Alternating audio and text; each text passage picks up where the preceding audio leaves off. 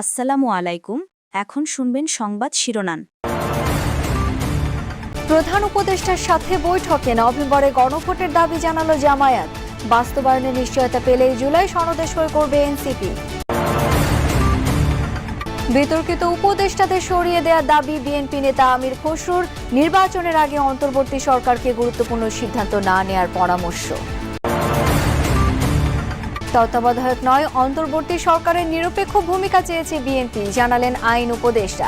নির্বাচনকালীন সরকার ছোট করা নিয়ে হয়নি আলোচনা। গুম খুনে অভিযুক্ত 15 সেনা কর্মকর্তাকে কারাগারে পাঠালো ট্রাইব্যুনাল। মানবতা বিরোধী অপরাধ মামলায় শেখ হাসিনার বিরুদ্ধে রায় ঘোষণার দিন ঠিক করা হবে কাল। বাংলাদেশ ওয়েস্ট ইন্ডিজ সিরিজ নির্ধারণী ওয়ানডে কাল। স্পিন উইকেটে অপরিবর্তিত থাকতে পারে টাইগার একাদশ। আসসালামু আলাইকুম।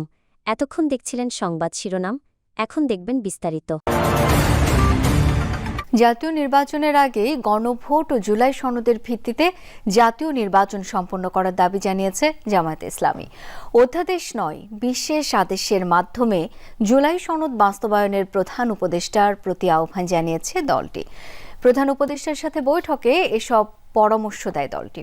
একই সাথে কয়েকজন উপদেষ্টার ব্যাপারে আপত্তি জানিয়েছে তারা। বুধবার সন্ধ্যায় প্রধান উপদেষ্টার বাসভবন যমুনায় ডক্টর মোহাম্মদ ইউনূসের সাথে বৈঠক করতে আসেন জামাতে ইসলামীর 4 সদস্যের প্রতিনিধি দল।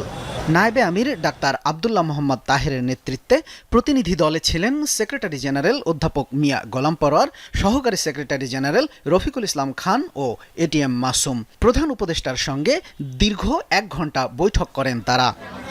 বৈঠক শেষে নায়েবে আমির আব্দুল্লাহ মোহাম্মদ তাহের বলেন, জুলাই সনদ বাস্তবায়ন না হলে রাজনৈতিক দল ও সরকারের চেষ্টা পণ্ডশ্রম হবে। এজন্য প্রধান উপদেষ্টাকে নির্বাহী আদেশের মাধ্যমেই জুলাই সনদ বাস্তবায়নের দাবি জানিয়েছেন তারা। এটা বাস্তবায়ন যদি না হয় তাহলে এই পরিশ্রম তো পণ্ডশ্রম ছাড়া কিছু নয়। তো সে কারণে উনি বলেছেন আমি যথাযথ উদ্যোগ নেব। আমরা সেখানে বলেছি একটি আদেশের মাধ্যমে এটাকে সাংবিধানিক মর্যাদা দিতে হবে। আইনি ভিত্তি ও বাস্তবায়নের নিশ্চয়তা পেলেই জুলাই সনদে স্বাক্ষর করবে এনসিপি। প্রধান উপদেষ্টার সাথে বৈঠক শেষে এমনটাই জানিয়েছেন দলটির আহ্বায়ক নাহিদ ইসলাম।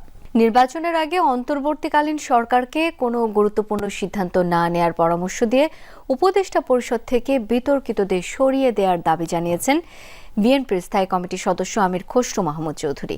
বলেন, সংবিধানের আলোকে অন্তর্বর্তী সরকারকে তত্ত্বাবধায়ক সরকারের আদলে যেতে হবে। অন্যদিকে সিনিয়র যুগ্ম মহাসচিব রুহুল কবির রিজভী বলেছেন, গুম খুনের অভিযোগে কারাবন্দী সাবেক সেনা কর্মকর্তাদের বিচার যথাযথ নিয়মে হতে হবে।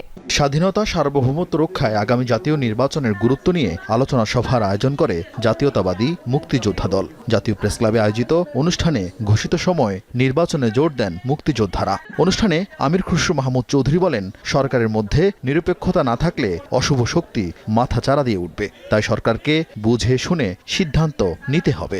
সংবিধানে যে কেয়ারটেকার সরকারের ভূমিকা দেওয়া আছে, বলা আছে, সেই বৈশিষ্ট্য তাদেরকে এখন থেকে করতে হবে তাদের সমস্ত কর্মকাণ্ডে।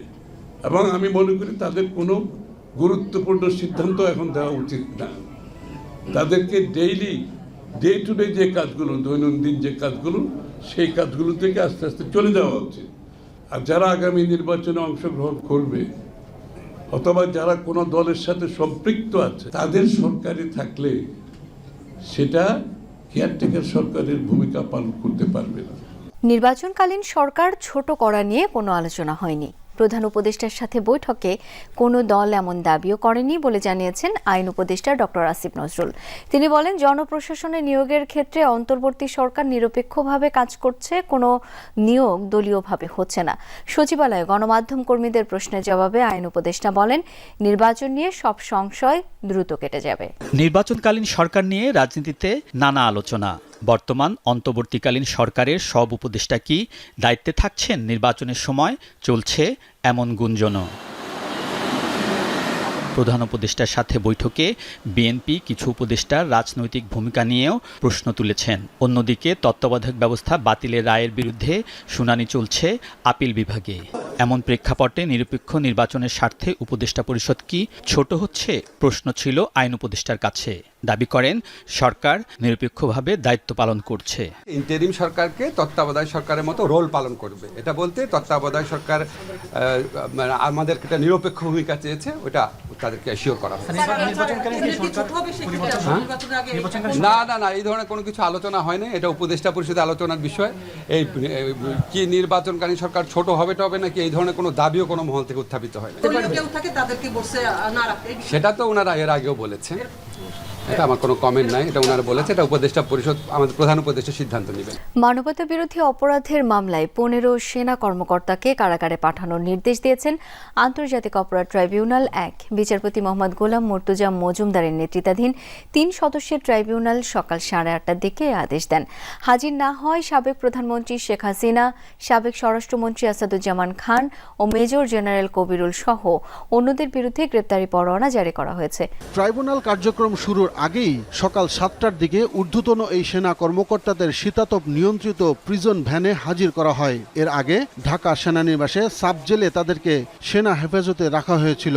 মানবতা বিরোধী অপরাধের আলাদা 3টি মামলায় গ্রেফতার করা হয় র্যাবের সাবেক অতিরিক্ত মহাপরিচালক brigadier general Mohammad Jahangir Alam, Tofail Mostafa Sarwar, Mohammad Kamrul Hasan, Mohammad Mahbub Alam, brigadier KM Azad, colonel Abdullah Al Momen, র্যাবের গোয়েন্দা শাখার সাবেক পরিচালক লেফটেন্যান্ট কর্নেল মোহাম্মদ মশিউর রহমান, সাইফুল ইসলাম সুমন, সরার বিন কাশেম, রেদওয়ানুল ইসলাম, বিজিবির সাবেক কর্মকর্তা মেজর মোহাম্মদ রাফাত বিন আলম ও কর্নেল আনোয়ার লতিফ খান, যিনি অবসরকালীন ছুটিতে রয়েছেন, যাদের বিরুদ্ধে গুম করে নির্যাতন এবং জুলাই আন্দোলনে হত্যার অভিযোগ আনা হয়েছে। এ বিষয়ে সংক্ষিপ্ত শুনানি করেন ট্রাইব্যুনাল। দুটো মামলার মধ্যে একটি মামলা ছিল র্যাপিড অ্যাকশন ব্যাটালিয়নের পরিচালিত যে বন্দিশালা ছিল TFI সেল, সেইখানে কিছু বন্দীকে আটক করে রাখা 2016 সাল থেকে 2024 সাল পর্যন্ত 14 জন বন্দীকে সেখানে গুম করে রাখার অভিযোগে যে মামলাটি ছিল। বাংলাদেশের ওয়েস্ট ইন্ডিজ সিরিজ নির্ধারণে তৃতীয় ও শেষ ওয়ানডে কাল। এই ম্যাচে জয় তুলে সিরিজ নিশ্চিত করতে চায় দুই দলই। মিরপুরে এই ম্যাচেও থাকছে স্পিন বান্ধব উইকেট, যেখানে অপরিবর্তিত একাদশ নিয়ে টাইগারদের মাঠে নামার সম্ভাবনা বেশি। দুপুর 1:30টায় শুরু হবে এই ম্যাচ। তৃতীয় ওয়ানডের আগে বাংলাদেশ দলের আনুষ্ঠানিক অনুশীলন নেই, কিন্তু তারপরও সকালে এক ঝাঁক ক্রিকেটার হাজির মিরপুরে। ওয়ানডে স্কোয়াডে থাকা পেসার শরীফুল ইসলাম, হাসান মাহমুদ, জাকের আলী, তানজিদ তামিম, শামীম পাটোয়ারিরা এসেছিলেন অনুশীলনে। এক কথায় একাদশের বাইরে থাকা অধিকাংশ ক্রিকেটারই ঝালাই করেছেন নিজেদের। তবে তাদের সাথে যুক্ত হন লিটন দাস, পারভেজ ইমন, মোহাম্মদ সাইফুদ্দিনরা। এরা কেউই ওয়ানডে স্কোয়াডের অংশ নয়। তখনই অনুশীলনকে T20 সিরিজের প্রস্তুতি বললেও খুব একটা ভুল বলা হয় না। সবশেষ 2 ওয়ানডে সিরিজ মিস করা লিটন সাইড স্ট্রেন ইঞ্জুরি মুক্ত হয়ে ফিরছেন T20 দিয়ে।